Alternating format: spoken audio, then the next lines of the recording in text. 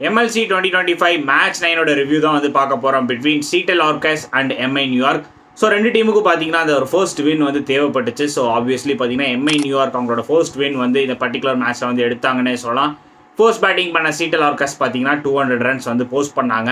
இந்த பர்டிகுலர் மேட்ச்சில் Kyle males வந்து ஓப்பனிங் வரல. ஸோ அதுக்கு பதிலாக பார்த்தீங்கன்னா ஜஹாங்கீர் அவர் தான் வந்து ஓப்பனிங் பண்ணியிருந்தார். ஒரு 40 ரன்ஸ் அடிச்சிருந்தாருன்னே சொல்லலாம். நல்ல ஒரு வேல்யூபிள் நாக் ஆனார்னே சொல்லலாம். ஸோ தென் நம்பர் 4 வந்த கைல் மேர்ஸ் அவர் பார்த்தீங்கன்னா ஒரு 88 ரன்ஸ் நல்ல ஒரு அந்த மிடில் ஆர்டரில் வந்து ஸ்டேபிள் கொடுத்தாருன்னே சொல்லலாம். ஸோ அவர் வந்து ஒரு ஸ்டெபிலிட்டி கொடுத்ததுனால தான் இவ்வளோ பெரிய டோட்டல் வந்து போஸ்ட் பண்ண முடிஞ்சதுன்னே சொல்லலாம். ஃபினிஷிங்கில் பார்த்தீங்கன்னா ஹென்ரிக் கிளாசன் ப்ளஸ் ஷிம்ரான் ஹெட்மயர் இந்த பர்டிகுலர் மேட்ச்சில் தான் வந்து இருந்தார். ஸோ அவங்க ரெண்டு பேரும் ஒரு குட்டி குட்டி கேமியோஸ் அடித்ததுனால 20 ஓவர்ஸில் சீட்டல் ஆர்கஸ் பார்த்தீங்கன்னா 200 ரன்ஸ் வந்து போஸ்ட் பண்ணாங்க. ஸோ இதை சேஸ் பண்ண வந்த MI நியூயார்க் பார்த்தீங்கன்னா ஓப்பனிங்கில் குயிக்காக பார்த்தீங்கன்னா குயின்டன் டிகாக்கை வந்து லூஸ் பண்ணாங்க. ஸோ மொனாங் பட்டேல் அவர் வந்து ஒரு ஃபேபுலஸ் நாக் அந்த ஒரு ஸ்டேபிள் இன்னிங்ஸ் ஸ்டார்டிங்லாம் பார்த்தீங்கன்னா ஒரு மாதிரி ஸ்ட்ரகிளாக வந்து விளாண்டாரு.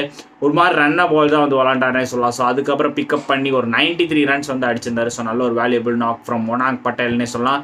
தென் ஒன் டவுனில் வந்த மைக்கேல் பிரேஸ்வால் அவர் வந்து ஒரு வேல்யூபிள் 50. ஸோ அவரும் பார்த்தீங்கன்னா இனிஷியல் ஸ்டேஜஸில் ஒரு மாதிரி ஸ்ட்ரகிள் ஆகி அதுக்கப்புறம் தான் வந்து ஒரு 50 ரன்ஸ் அடிச்சிருந்தாரு. ஃபினிஷிங்கில் பார்த்தீங்கன்னா அந்த கைரான் பொலார்ட் அவரோட வந்து ஒரு கேமியோ அடிச்சிருந்தாருன்னே சொல்லலாம்.